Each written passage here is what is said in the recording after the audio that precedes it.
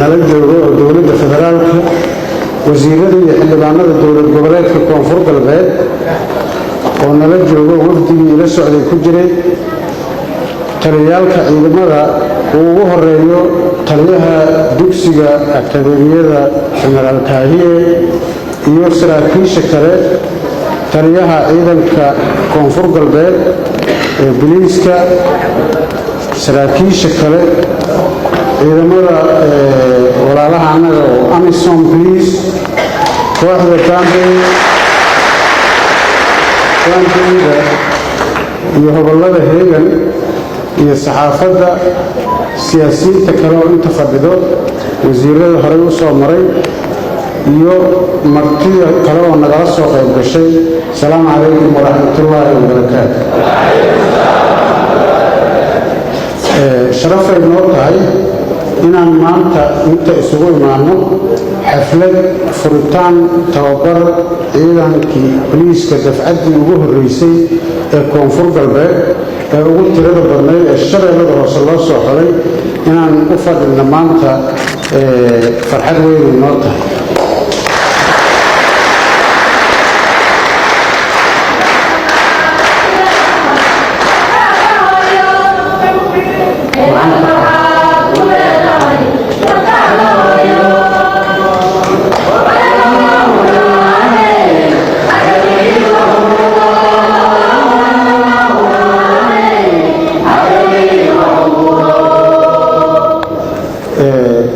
waxaan ka xumahay raaligelin ka bixinayaa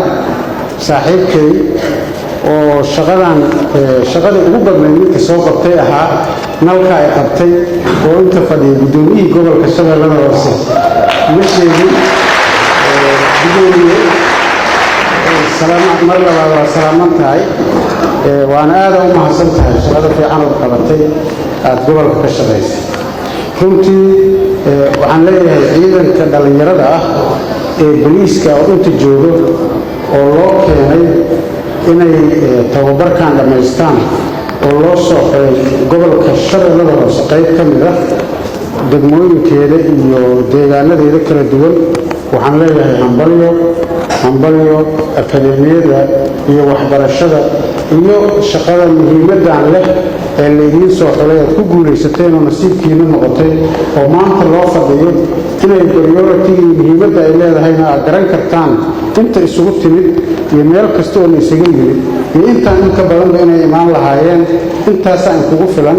kalsooni buuxdana aad ka heli doontaan insha allahu muhiimadda aad leedihiin iyo waxa la idiin wada qiimaha ay leedahay taasaan kugu hambalyaynayaa ciidanka hambalyo shaqo wanaagsan tababar wanaagsan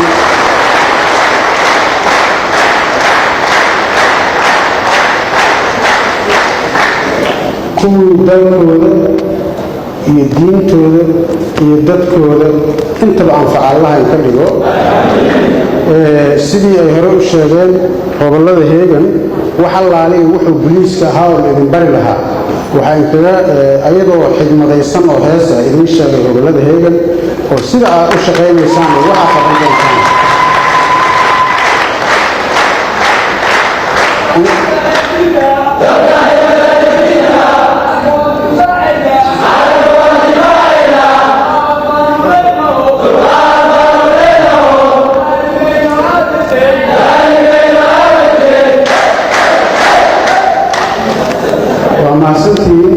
marka waxaa ii muuqata inaanan u baahnayn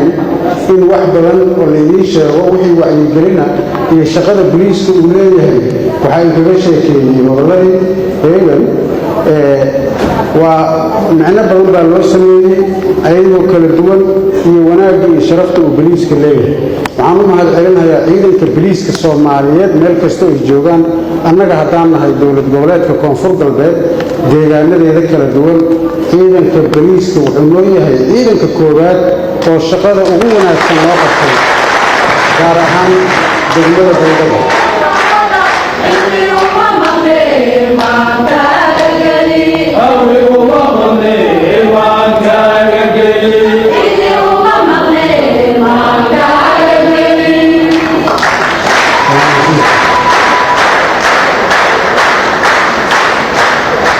waxaa laynka rabaa sida la idiin soo xulay maadaama aad tihiin dufcaddii ugu horreysay oo ciidanka boliiska gaarka ah ee dowlad goboleedka koonfur galbeed aad tihiin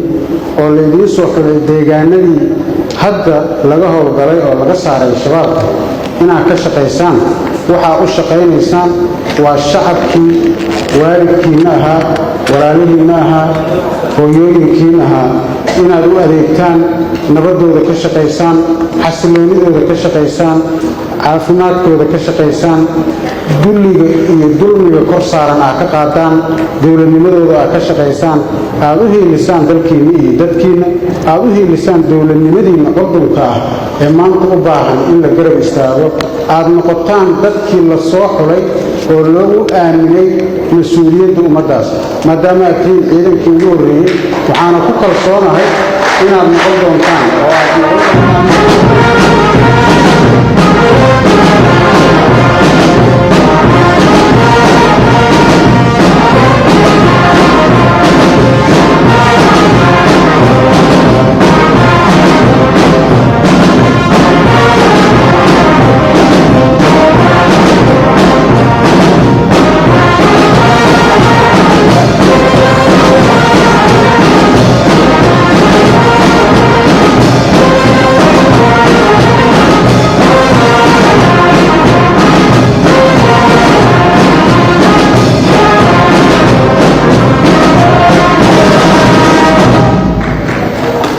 mahadsantiin nin lagu seexdo waa seexan